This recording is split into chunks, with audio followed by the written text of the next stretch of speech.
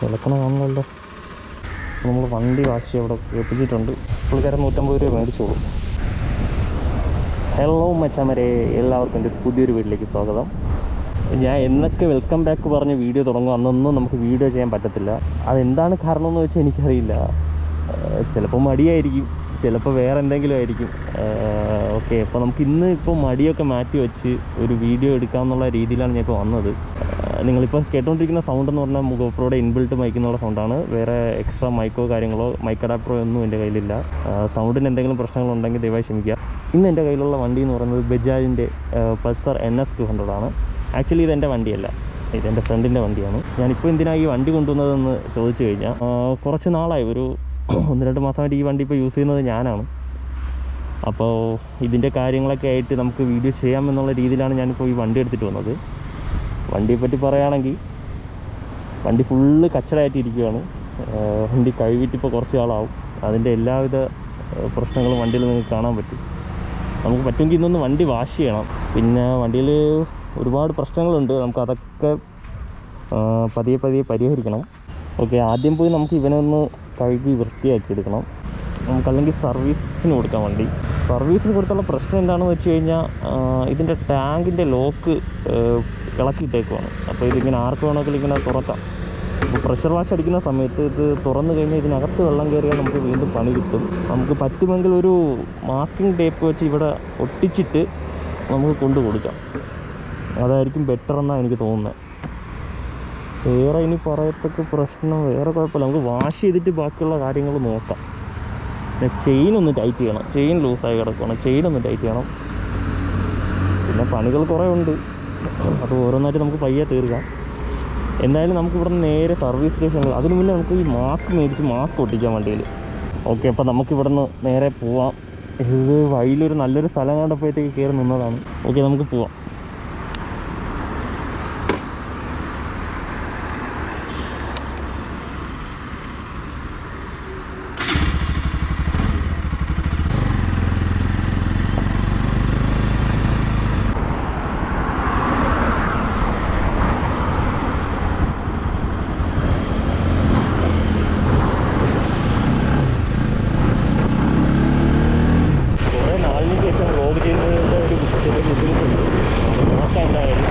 നിങ്ങൾക്ക് എത്രത്തോളം അതിൻ്റെ സൗണ്ട് ക്ലിയർ ആയിട്ട് കിട്ടുമെന്ന് എനിക്കറിയില്ല.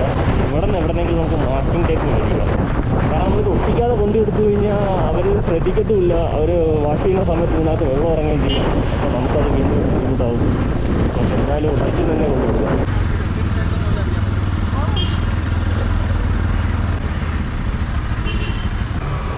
നമുക്ക് ഈ കടയിലൊന്ന് ചോദിച്ചു നോക്കാം. ചേച്ചി, മാസ്കിംഗ് ടേപ്പ് ഉണ്ടോ? മാസ്കിംഗ് ടേപ്പ് ആ ഓക്കെ, ചെറുത് മതി. സിഗ്നൽ ഓഫ് ചെയ്തിട്ടേക്കുമെന്ന് തോന്നുന്നു. നമുക്ക് ലെഫ്റ്റിലോട്ടാണ് പോകേണ്ടത്. അപ്പോൾ നമുക്ക് മാസ്കിംഗ് ടേപ്പ് കിട്ടിയിട്ടുണ്ട്.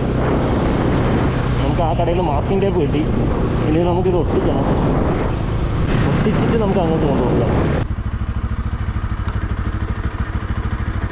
വെച്ച് തന്നെ ഒട്ടിച്ചിട്ട് കൊണ്ടുകൊടുക്കാം. ഇതോടെ ഇത് ഇളക്കണത് ഇവിടെ ഇളക്കണ കാണണമല്ലോ.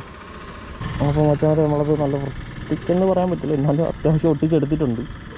ഇനി നമുക്കിത് കൊണ്ടുകൊടുക്കാം, വാഷ് ചെയ്യാൻ കൊണ്ടുകൊടുക്കാം.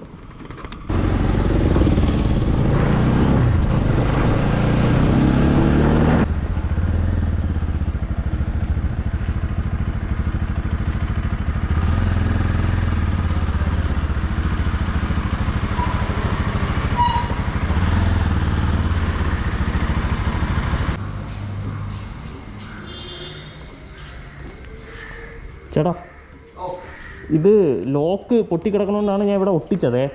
മാസ്കിംഗ് ടേപ്പ് വെള്ളം അടിച്ചകത്ത് കയറാതിരിക്കാൻ വേണ്ടിയാണ് ഒട്ടിച്ചത്. കുഴപ്പമില്ലല്ലോ. നമ്മൾ വണ്ടി വാഷ് അവിടെ ഏൽപ്പിച്ചിട്ടുണ്ട്. നമുക്ക് വെയിറ്റ് ചെയ്യാം. വണ്ടി വാഷ് ചെയ്തെടുത്തോണ്ട് പോകാം.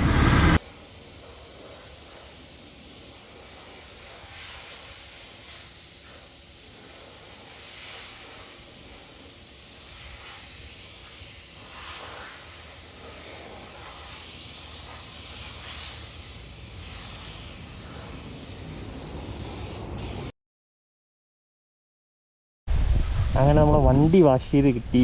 അത്യാവശ്യം നല്ല ക്ലീനായിട്ട് തന്നെ വാഷ് ചെയ്തിട്ടുണ്ട്, കുഴപ്പമൊന്നുമില്ല. പുള്ളിക്കാരൻ 150 രൂപ മേടിച്ചോളൂ. ഞാൻ വെച്ച് 10-200 രൂപയ്ക്ക് പുറത്താവുന്ന വിചാരിച്ചേ. പക്ഷേ പുള്ളിക്കാരൻ അത്യാവശ്യം നല്ല ക്ലീനായിട്ട് തന്നെ ചെയ്തു. അപ്പോൾ നമുക്ക് ഇവിടെ നിന്ന് പോവാം. ഓണോയ്ക്ക് ഫ്യൂവൽ അടിക്കണം, പിന്നെ ചെയിനൊന്ന് ടൈറ്റ് ചെയ്യണം, ലൂബ് ചെയ്യണം, പറ്റുമെങ്കിൽ ഒരു മൈക്ക് അഡാപ്റ്റർ മേടിക്കണം. GoProയുടെ മൈക്ക് അഡാപ്റ്റർ ഞാൻ ഓൺലൈൻ നോക്കിയപ്പോഴത്തേക്ക് ഏകദേശം 400 കണ്ടുണ്ട് വില. എപ്പോഴും വിചാരിക്കും വാങ്ങിക്കണമെന്ന് വിചാരിക്കും, പക്ഷേ പൈസ സെറ്റ് ചെയ്ത് വെക്കുമ്പോഴത്തേക്ക് വേറെ എന്തെങ്കിലും ആവശ്യം വരുമ്പോഴത്തേക്ക് പൈസ അങ്ങനെ മറിയും. ഇത്തവണ എങ്ങനെയെങ്കിലും ഒരു മൈക്ക് അഡാപ്റ്റർ മേടിക്കണം, ഒരു മൈക്ക്. കാരണം ഞാൻ പറയുന്നത് വണ്ടി ഓടിക്കുമ്പോഴത്തേക്ക് ഞാൻ പറയുന്നത് നിങ്ങൾക്ക് അത്രത്തോളം ക്ലിയർ ആയിട്ട് കിട്ടത്തില്ല. വണ്ടി നിർത്തിയിട്ട് സംസാരിക്കണമെങ്കിൽ കുഴപ്പമില്ല, GoProയുടെ ഇൻബിൽറ്റ് മൈക്ക് തന്നെ ധാരാളമാണ്. പക്ഷേ വണ്ടി ഓടിക്കുന്ന സമയത്ത് മൈക്കില്ലാതെ ഒന്നും നിങ്ങൾക്ക് കേൾക്കാൻ പറ്റത്തില്ല. ഇനി കൂടുതലും ട്രാവൽ വീഡിയോസ്, ബൈക്കുമായിട്ട് റിലേറ്റ് ചെയ്ത കോണ്ടൻറ്റ്സ് അങ്ങനെയൊക്കെ ചെയ്യാനാണ് ഞാൻ മാക്സിമം നോക്കുന്നത്. അപ്പോൾ അങ്ങനത്തെ കോണ്ടൻറ്റ്സ് ചെയ്യുന്ന സമയത്ത് മെയിനായിട്ട് വേണ്ട കാര്യമാണ് നമ്മുടെ മൈക്കും മൈക്ക് അഡാപ്റ്ററും.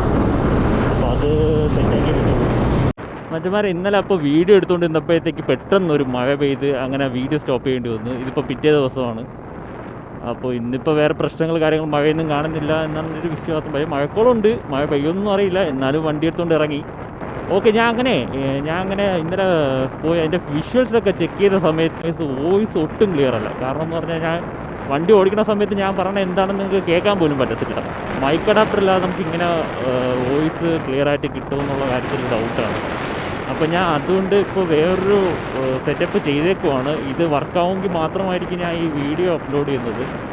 ജസ്റ്റ് ഒരു പരീക്ഷണം എന്നുള്ള രീതിയിൽ ഇങ്ങനെ വച്ച് നോക്കിയതാണ്. നമുക്ക് നോക്കാം ഇത് വർക്കാവോ ഇല്ലയെന്ന് നമുക്ക് നോക്കാം. അപ്പോൾ വേറൊന്നും പറയാനില്ല, ഇത്രയൊക്കെ തന്നെ ഉള്ളൂ ഇന്നത്തെ വീഡിയോ. അപ്പോൾ വീഡിയോ ഇഷ്ടമായ ലൈക്ക് ചെയ്യുക, ഷെയർ ചെയ്യുക, സബ്സ്ക്രൈബ് ചെയ്യുക.